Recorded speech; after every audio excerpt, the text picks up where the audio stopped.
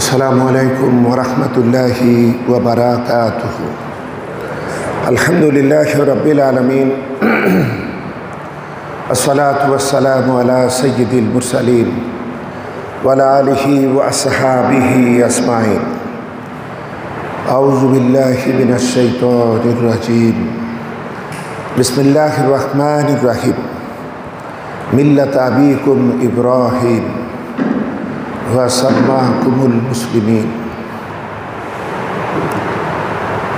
আমরা আল্লাহ রাব্বুল ইজ্জত ওয়াল জালালের একান্ত অনুগ্রহের শুকরিয়া আদায় করে নিলাম, যিনি তার পবিত্র ঘরে আজকের এই পবিত্র জুমা বারে আমাদেরকে উপস্থিত হওয়ার সুযোগ দিলেন। আলহামদুলিল্লাহ। পবিত্র জিলকদ মাস, এ মাসের প্রথম জুমাবার আজকে। সামনে রয়েছে পবিত্র জিলহজ। সারা পৃথিবী থেকে মানুষেরা ছুটে যাবে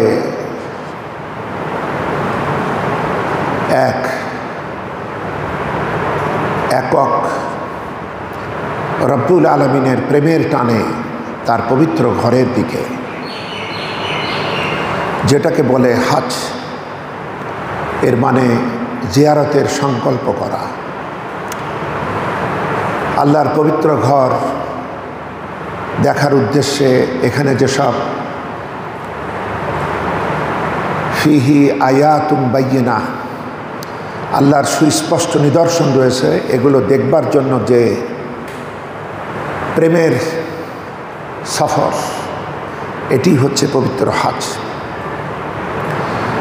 তো বন্ধুগণ, আমরা চেষ্টা করব ধারাবাহিকভাবে হজের শিক্ষা, তাৎপর্য, যা আমাদের ব্যক্তি জীবন, পরিবার জীবন, রাষ্ট্রীয় জীবন, আন্তর্জাতিক জীবনে কি গুরুত্ব বহন করে এবং আমাদের দায়িত্ব কর্তব্য কি, এগুলার বিষয়ে ক্রমে ক্রমে আপনাদের সামনে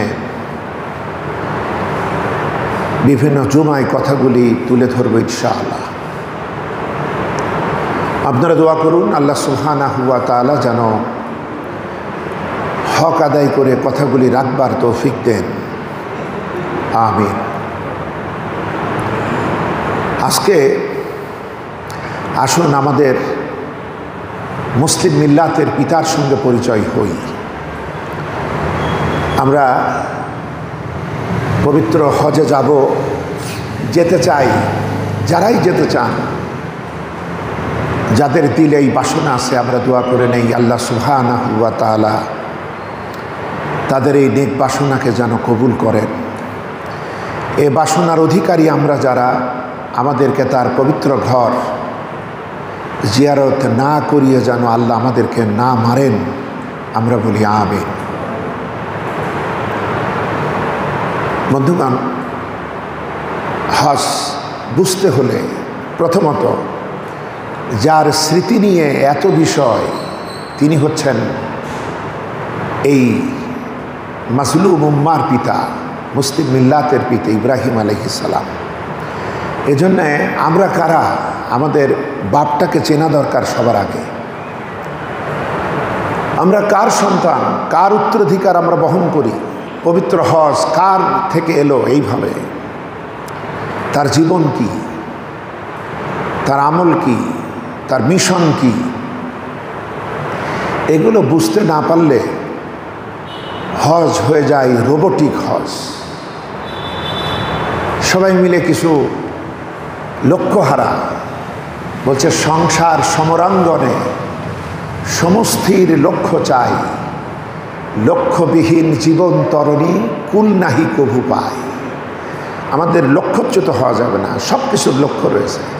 লক্ষ্য হারালে বাকি থাকে শুধু খোলস, মোড়ক। আজকে সেটাই হচ্ছে। এজন্যে আমাদেরকে মূল পবিত্র হজের এই কেন্দ্রীয় চরিত্র, সভ্যতার এই মহান কারিগর, যাকে পৃথিবীর সকল ধর্মের লোকেরাই চেনে এবং ইহুদি বলি, খ্রিস্টান বলি, তারাও তাকে নিজেদের নবী বলে বিশ্বাস করেন। এবং আল্লাহ পাকের অধিকাংশ নবী ইব্রাহিমী বংশে পৃথিবীতে এসছে এবং গোটা বিশ্বের 3 ভাগের 2 ভাগেরও অধিক মানুষ তাকে নিজেদের নেতা এবং নবী হিসাবে শ্রদ্ধা করে। এবং আমরা মুসলিম উম্মার প্রতিটি মানুষ কোনোভাবেই তাকে আমরা ভুলতে চাইও না, ভুলতে পারবও না। নামাজের মধ্যেও যে মানুষটির স্মরণ আসে তিনি হচ্ছেন ইব্রাহিম। নামাজে শুধু আল্লাহর কথা ভাবলেই হয়? তাই তো ভাবা উচিত, কিন্তু এখানেও আল্লাহর এই খলিলকে স্মরণ করতে হয়। এবং আমরা প্রত্যেক নামাজের শেষ বৈঠকে আল্লাহর কাছে বিনীত ফরিয়াদ যেটা করি দরুদের আকারে, যে দরুদটি সকল দরুদের সেরা, সুবহানাল্লাহ, সহিহ আল বুখারী 3131 নম্বর হাদিস, ইসলামী ফাউন্ডেশন সংস্করণ অথবা ইন্টারনেট সংস্করণ, এই দরুদটি আমরা এখানে পাব। আল্লাহুম্মা সাল্লি আলা মুহাম্মাদ ওয়া আলা আলি মুহাম্মাদ কামা সাল্লাইতা আলা ইব্রাহিম ওয়া আলা আলি ইব্রাহিম ইন্নাকা হামিদুম মাজিদ। আল্লাহ, হে আমাদের আল্লাহ, তুমি ইব্রাহিম এবং তার বংশধর তাদের উপরে যে রহমত করেছ সেই রকম রহমত মুহাম্মদ সাল্লাল্লাহু আলাইহি ওয়াসাল্লাম এবং তার বংশধরের উপরে করো।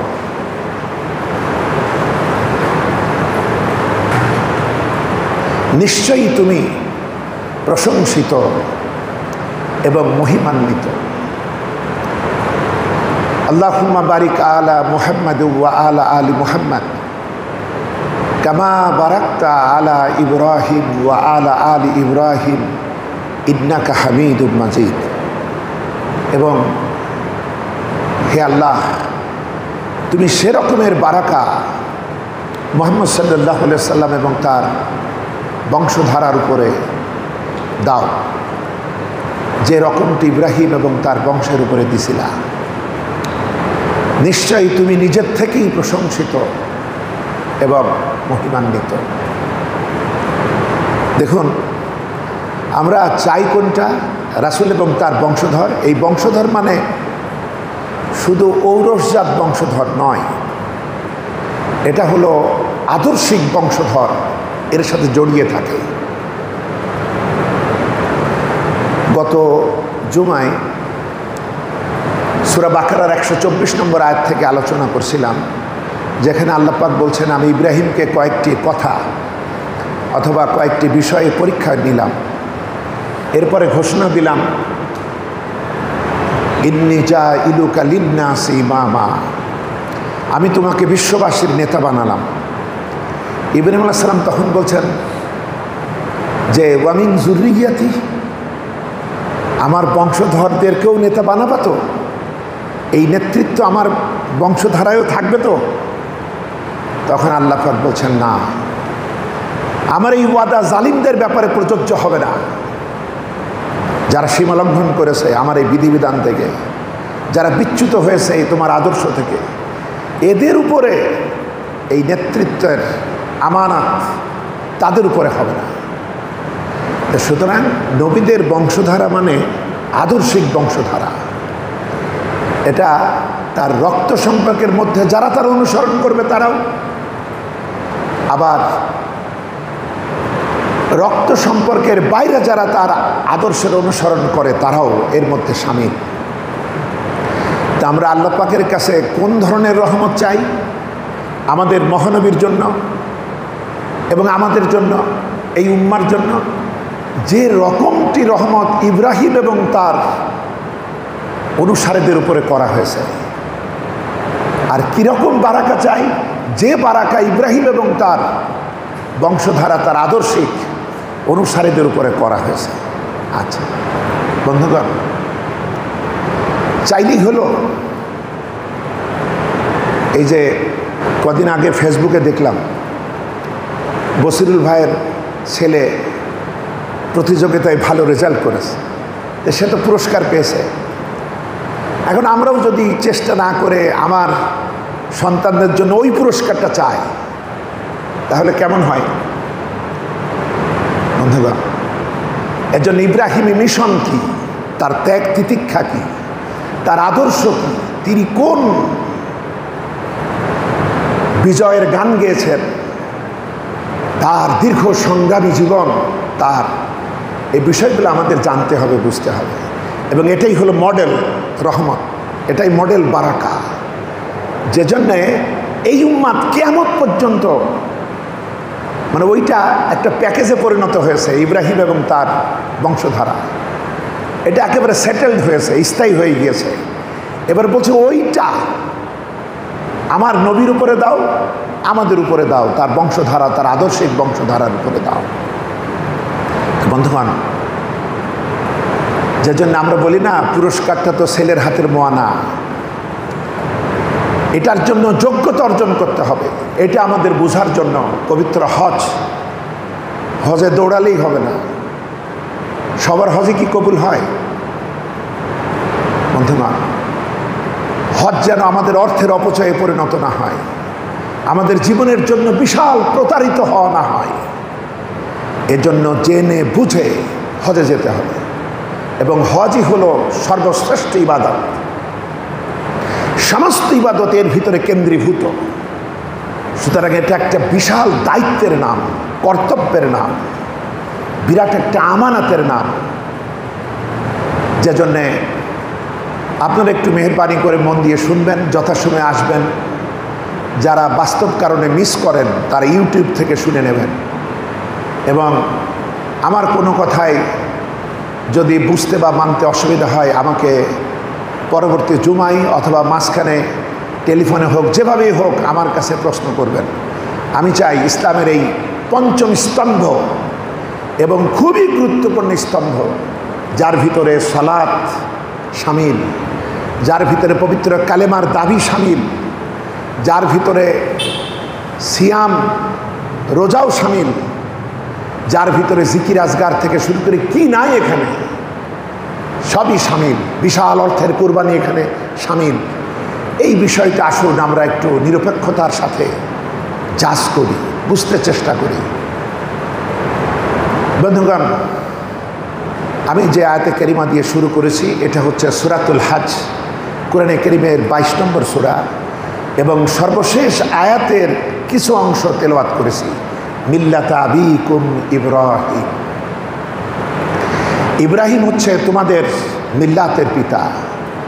তোমাদের যে মুসলিম পরিচয় বলো, মুসলিম উম্মার কথা বলো, এইটার পিতা, তোমাদের পিতা হচ্ছে ইব্রাহিম। এবং ওয়াসাম্মাকুমুল মুসলিমিন, এবং তিনি তোমাদের নাম রেখেছেন মুসলিম করে। এবং তোমাদের এই কথা এই কেতাবেও উল্লেখ রয়েছে। আমরা বলি সুবহানাল্লাহ। এখন তিনি আমাদের নাম রেখেছেন মুসলিম করে। বন্ধুগণ, তিনি আমাদের মুসলিম উম্মার, মুসলিম মিল্লাতের পিতা। এবং আল্লাহ পাক বলছেন সুতরাং তার আদর্শকে অনুসরণ করো। আমাদের নবীজি মুহাম্মদুর রাসূলুল্লাহর আদর্শের কথা যেমন আল্লাহ পাক অনুসরণ করতে বলেছেন, একইভাবে ইব্রাহিম আলাইহিস সালামের কথা, তার আদর্শকে বারবার অনুসরণ করতে বলেছেন। সূরা আল ইমরানের 68 নম্বর আয়াত, 95 নম্বর আয়াত, সূরাতুন নিসার 125 নম্বর আয়াত, সূরা ইব্রাহিমের 36 নম্বর আয়াত, এরপরে যে আয়াত পড়লাম এখানে, এছাড়াও সূরা মুমতাহানার 4 নম্বর আয়াত। সূরা মুমতাহানায় বলা হচ্ছে কদ কানাত লাকুম উসওয়াতুন হাসানাতুন ফি ইব্রাহিম ওয়াল্লাযীনা মাআহু, তোমাদের জন্য ইব্রাহিম এবং তার সাথী সঙ্গীদের মধ্যে সর্বোত্তম আদর্শ রয়েছে, সেটাকে অনুসরণ করো। বন্ধুগণ, সুতরাং ইব্রাহিম হচ্ছেন আমাদের মহানবীর পিতা। এবং নবীজি বলেছেন, আমি যে পৃথিবীতে এলাম আমি হচ্ছে ইব্রাহিমের দোয়ার ফল আর হযরত ঈসার সুসংবাদ। ইব্রাহিম আলাইহিস সালাম দোয়া করেছিলেন, বাপ বেটা মিলে যখন কাবা ঘর নির্মাণ করছেন, বাপ বেটা মিলে হজরত ইব্রাহিম এবং হজরত ইসমাইল আলাইহিস সালাম এরা যখন কাবা ঘর নির্মাণ করছেন, তখন এই কাবা ঘরের দেওয়াল ভিত্তি যখন নির্মাণ করছেন, তখন দুজনে মিলেই দোয়া করতেছিলেন। সূরাতুল বাকারার 127, 128, 129 নম্বর আয়াতে কারিমা, রব্বানা তাকাব্বাল মিন্না ইন্নাকা আনতাস সামিউল আলিম। হে আমাদের রব, তুমি আমাদের এই কাজটা দয়া করে কবুল করো।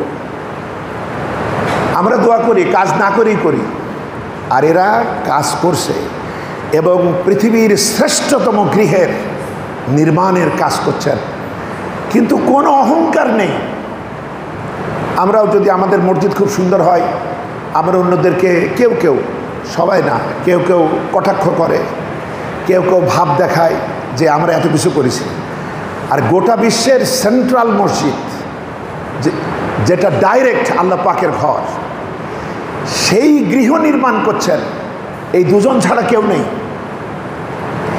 একটু গৌরব ভিতর আসেনি, বরং কি এক বিনম্রতার সাথে তারা বলছেন, হে আমাদের রব, আমাদের এই কাজখানি দয়া করে তুমি কবুল করো।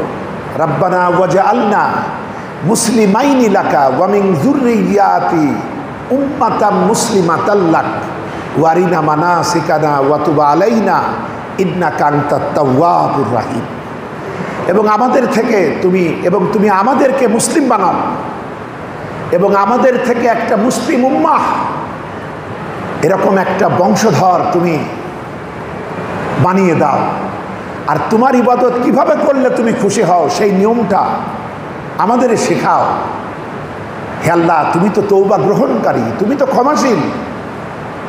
এরপরে ওই দোয়া যার জন্য রাসূল এলেন, রব্বানা ওয়াবআস ফীহিম রাসূলাম মিনহুম ইয়াতলু আলাইহিম আয়াতিকা ওয়া ইউআল্লিমুহুমুল কিতাবা ওয়াল হিকমা ওয়া ইউযাক্কিহিম ইন্নাকা আনতাল আজিজুল হাকীম।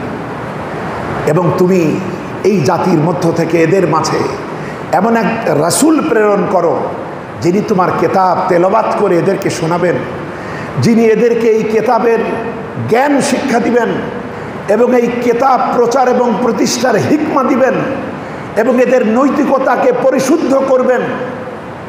হে আমাদের রব, তুমি তো মহাপরাক্রমশালী প্রজ্ঞাময়। এই কাবা নির্মাণের সময় দোয়া করছিলেন। তাহলে তিনি রাসূল চাইলেন এবং ইসমাইলি বংশে এলেন সবশেষে মুহাম্মাদুর রাসূলুল্লাহ সাল্লাল্লাহু আলাইহি ওয়াসাল্লাম। আর তিনি প্রার্থনা করলেন, আমাদের মুসলিম বানাও এবং আমাদের থেকে মুসলিম উম্মাহ তৈরি করো, আর ইবাদতের নিয়ম পদ্ধতি শিক্ষা দাও। এ দোয়াগুলি সম্পূর্ণই কবুল হয়েছে। আমরা বলি আলহামদুলিল্লাহ। বন্ধুগণ, এজন্য তিনি আমাদের পিতা, মুসলিম উম্মার পিতা, মুসলিম মিল্লাতের পিতা, এই আদর্শের পিতা। তাকে অনুসরণ করতে হবে। আচ্ছা, তো অনুসরণ করতে হলে তাকে জানতে হবে, চিনতে হবে। তার জীবনটা দেখুন, এমন এক পরিবেশে, এমন এক ঘরে, এমন এক বংশে জন্মালেন যে ঘরটি ছিল শিরকে পরিপূর্ণ। সারা বিশ্বের সব থেকে উন্নত জাতি ছিল এরা। যেমন বস্তুবাদিতায় উন্নতি ছিল, ঘর বাড়ি, আর্কিটেকচার, ভাস্কর্য, মূর্তি, রাস্তাঘাট, বিল্ডিং, শাসন ক্ষমতার দিক থেকে এরা যেমন সারা পৃথিবীর সেরা জাতি ছিল, সেই রকম অপরাধের দিক থেকেও, আল্লাহদ্রোহিতার দিক থেকে এরাই ছিল সেরা। এবং এমন একটা ঘরে তিনি জন্মালেন যে ঘরটি হলো রাষ্ট্রীয়ভাবে সর্বোচ্চ পুরোহিত বংশের অধিকারী, প্রধান পুরোহিত। রাষ্ট্রীয়ভাবে যত ভাস্কর্য, যত পূজা পার্বণ, যত কিছু হয়, মূর্তি টুর্তি যা কিছু হোক, সব কিছুর নেতৃত্ব দেয় এই পরিবার। এই পরিবারের বড় সন্তান ইব্রাহিম আলাইহিস সালাম। চিন্তা করুন তো, আমরা তো অনেকেই বাই চান্স অথবা বাই বর্ন মুসলিম। আমরা মুসলিমের ঘরে জন্মাইছি, মুসলমান, যে কোনো সৌভাগ্যের মধ্য দিয়ে আমরা মুসলিম হয়ে গেছি। আচ্ছা, আমাদের ঔৎসুক্য অনুসন্ধানী মন যেমন, ইসলাম চর্চার দিক থেকে জানার ব্যাপারে আমাদের আগ্রহ যতখানি, আমরা যদি অন্য কোনো ধর্মীয় পরিবারে জন্মাতাম, আমরা কয়জন ইসলাম পেতাম? এবং শুধু তিনি অন্ধকারে জন্মান নাই, সব থেকে অন্ধকারাচ্ছন্ন যে পরিবার, এবং এটা নিয়ে যাদের ব্যবসা, যাদের মর্যাদা, যাদের পরিচয়, সমস্ত আয় উন্নতি, গোটা রাষ্ট্রকে এবং এই রাষ্ট্রের জনগণ, এই যে নমরুদ, সেও কিন্তু ছোটোখাটো রাজা না, গোটা বিশ্ব সব থেকে ব্যাপক অংশ যারা শাসন করেছে তার ভিতরে একজন। চিন্তা করুন, তো এইরকম একটা রাষ্ট্রনায়ক তখন ক্ষমতায়, এবং তার প্রধান পুরোহিত, উনি যেমন রাষ্ট্রীয় নেতা, ইনি ধর্মীয় নেতা। আর সকল কালই এই ধর্মীয় নেতা এবং রাষ্ট্রীয় নেতা, এদের ভিতরে একটা গোপন সহযোগিতা চলে। সকল ধর্মীয় নেতাদের সাথে চলে না, বাছাইকৃত ধর্মীয় নেতাদের সাথে রাষ্ট্রের একটা গোপন পলিসি থাকে। এটাকে বলে গিভ অ্যান্ড টেক ফর্মুলা। রাষ্ট্র এদের দুনিয়া তৈরি করে, আর ওরা রাষ্ট্রে যে জুলুমবাজের লোকেরা থাকে তাদের জান্নাত তৈরি করে। ওরা এদেরকে টাকা পয়সা, বিভিন্ন নানা রকম বিষয় দিয়ে এদেরকে টিকায় রাখে, এদের দুনিয়া ঝলমলে করে দেয়। আর ওরা যত অপরাধী করুক, এরা ওদের জন্য মাগফিরাতের দোয়া করে, ওদের জান্নাতের গ্যারান্টি দিয়ে দেয়। এবং মাঝখানে ইব্রাহিমী যে লোকেরা থাকে, ইব্রাহিমী তরিকা, তাদের উপরে জুলুম অবিচার করার সাহসটা শাসকেরা এদের থেকে পায়। সব যুগেই পাবেন, সব যুগেই পাবেন যে জুলুম বা জালিম রাষ্ট্রনায়কের পাশে কিছু সংখ্যক লেবাসী আলেম ওলামারা। একটা গাছ কাটছে কুঠার, গাছ বলছে, কুড়াল, আমার সাথে তোর তো কোনো শত্রুতা নাই, তুই আমারে মারিস কেন? কুঠার বলছে, আমি তো মারি না, আমার পিছনে তোর জাগ ভাই লাগছে, আমার যে আমার দিয়ে মারাচ্ছে তোর জাগ ভাই, আর একটা কাঠের গোষ্ঠী। এরাই বুঝায় দেয়, এরাই জনগণকে বুঝায় যে রাষ্ট্রনায়ক যারা, তাদের কথায় আইন, এবং এরাও গড, এরাও আল্লাহর মতোই। আর এই জামানায় তো শুধু গড না, গড ফাদার। কত উন্নতি হয়েছে যে ওরা তোমাদের জনগণকে যা খুশি তাই করতে পারবে, কোনো বিচার হবে না, কোনো অপরাধ হবে না। এবং ওদের কাছেও মাথা নত করো, যেমন প্রভুর কাছে করো। এজন্য তখন সিজদা প্রথা ছিল, রুকুর প্রথা ছিল। হযরত ইব্রাহিম আলাইহিস সালাম যে মূর্তিগুলো ভাঙলেন, ওই দিন তো নমরুদ পূজার দিন ছিল।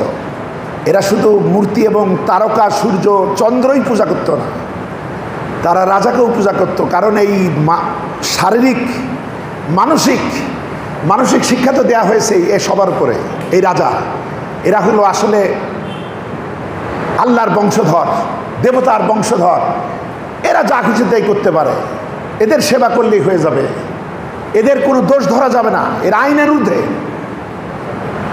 এভাবে নানাভাবে সালাম অভিবাদন তো ছিলই, আবার সিজদা করতে হতো। এখানেই যখন জাতি যাবে, হযরত ইব্রাহিম তখন বলেছিলেন, ইন্নী সাকিব, আমি অসুস্থ, আমি আজকে যেতে পারবো না। ইব্রাহিম আলাইহিস সালাম চিন্তা, তোরা যা, তারপর ওই পাথরে ক্ষুধা গুনার ব্যবস্থা করছি। এরপরে তারা গেল, তখন তিনি গিয়ে ভাঙলেন। তো বিষয় হলো, এ কাজগুলোও হতো যাতে জনগণ পরিপূর্ণরূপে এই সমস্ত শাসকদের কোনো সমালোচনাই করার চিন্তা না করে। এভাবে তাদের ভিতরে একটা সখ্যতা ছিল। এবং এই সখ্যতা যখন হয়, তখন ইব্রাহিম আদর্শের লোকদের নিরাপত্তা থাকে না, যেমন ইব্রাহিমেরও থাকেনি। বন্ধুগণ, আমাদের এই পিতার কতখানি জানার ইচ্ছা দেখুন, কতখানি জ্ঞানের পিপাসা দেখুন, কত স্বচ্ছতার চিন্তাধারা দেখুন। যখন একটু বুদ্ধি হলো, তিনি তো প্রথম থেকে দেখছেন এরা তারার পূজা করে, এরা চাঁদকে মানে, এরা সূর্যকে মানে, মহাকাশে এইগুলাকে তারা মানে। আচ্ছা, কোরআনে কারিমে আল্লাহ পাক বলছেন সূরা আনাম এর ৭৫, ৭৬, ৭৭, ৭৮, ৭৯ নম্বর আয়াত।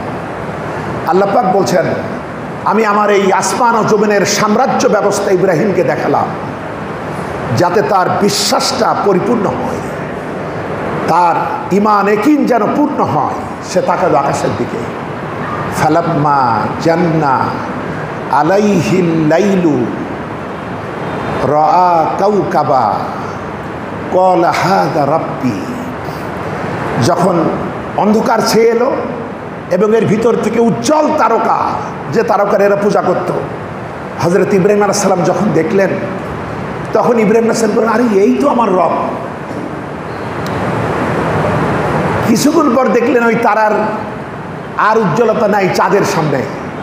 পূর্ণিমার চাঁদ যখন উদিত হলো, ওই তারা তো ম্লান হয়ে যাচ্ছে।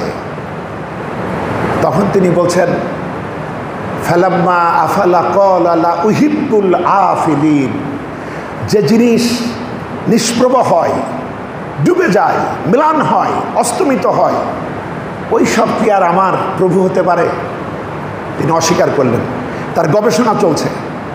এরপরে পূর্ণিমার চাঁদ দেখে তিনি মুগ্ধ হলেন, অপূর্ব হলে খুশি হলেন, মুগ্ধ হলেন, এবং তিনি বললেন, এইবার বোধহয় আমি আমার রবকে পেয়েছি।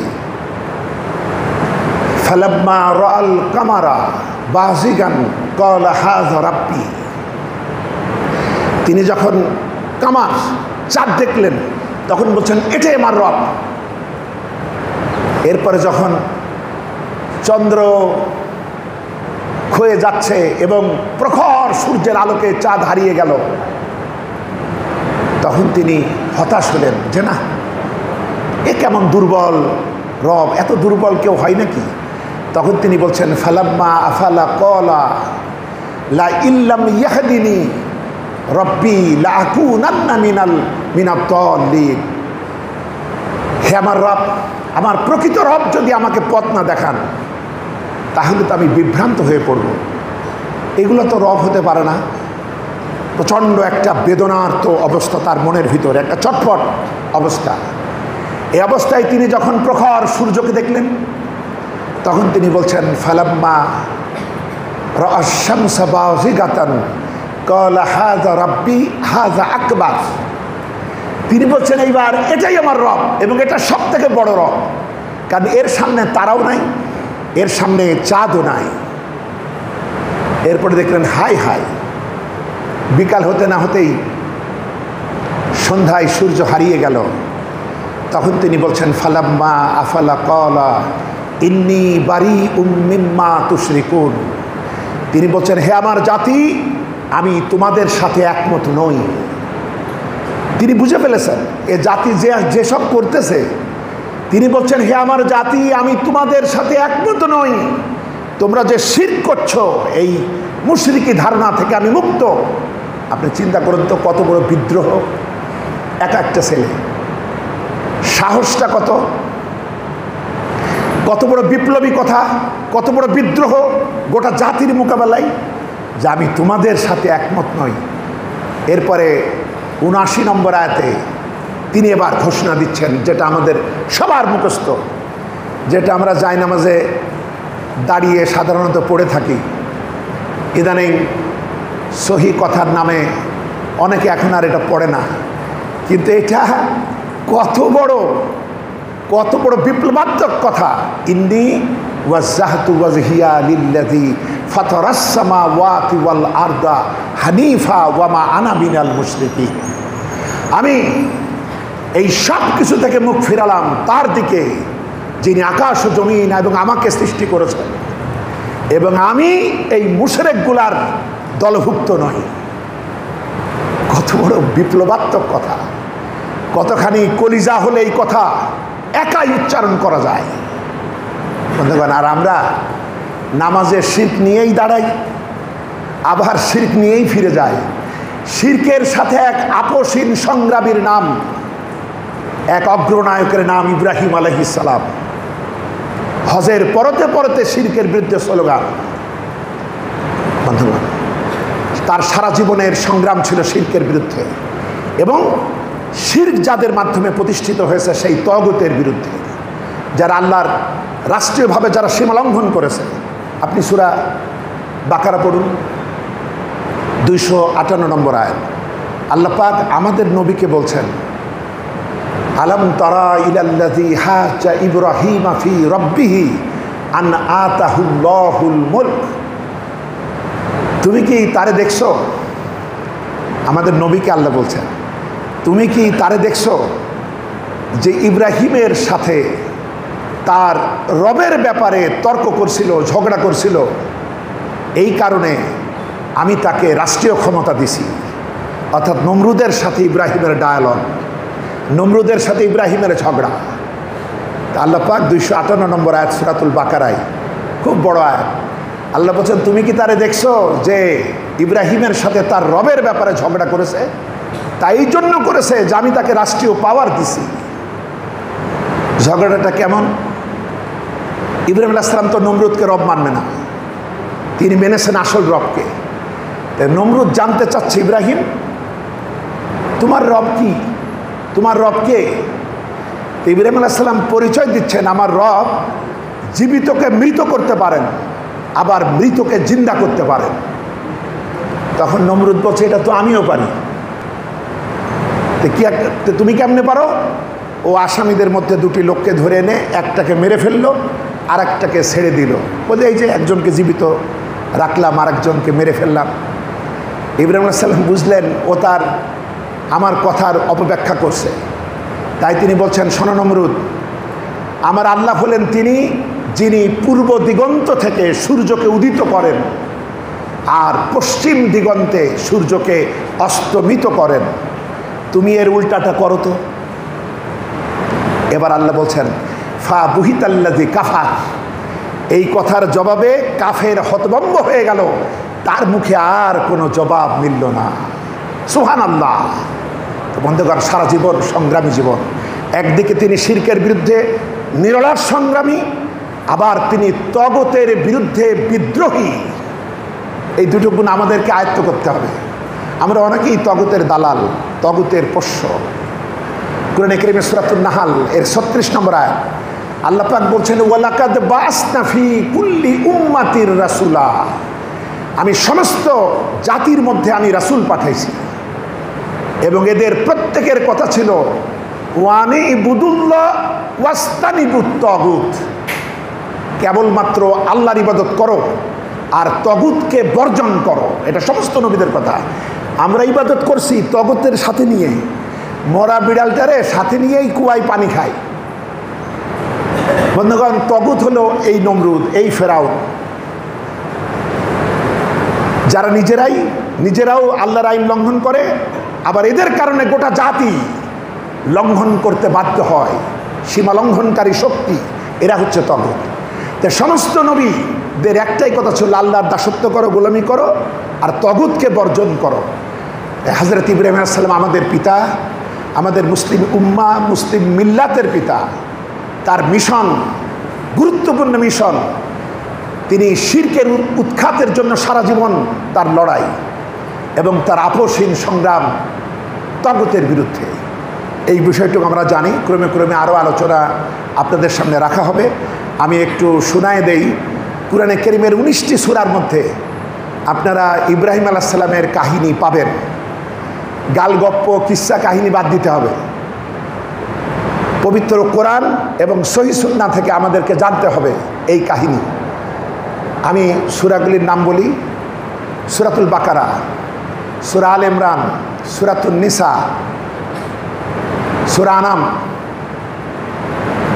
সূরাতুত তওবা, সূরা হুদ, সূরা ইব্রাহিম, সূরা হিজর, সূরাতুন নাহাল, সূরা মারিয়াম, সূরা আম্বিয়া, সূরাতুল হজ, সূরাতুশ শুআরা, সূরা আনকাবুত, সূরা সাফাত, সূরা সাদ, সূরা যুখরুফ, সূরা জারিয়াত আর সূরা মুমতাহিনা। এই 19টি সূরা ইব্রাহিম আলাইহিস সালাম এর জাতির সাথে তার ডায়ালগ, পিতামাতার সাথে ডায়ালগ, তার রিসার্চ, নমরুদের সাথে বিদ্রোহ, তার আগুনে ফেলা, এবং আরও আরও আরও অনেক বিষয়, হজরত ইসহাকের জন্ম, হজরত ইসমাইলের কুরবানি, হজের আহ্বান, সব কিছু এই 19টি সূরার মধ্যে ইব্রাহিম কেন্দ্রিক কথাগুলি বলা হয়েছে।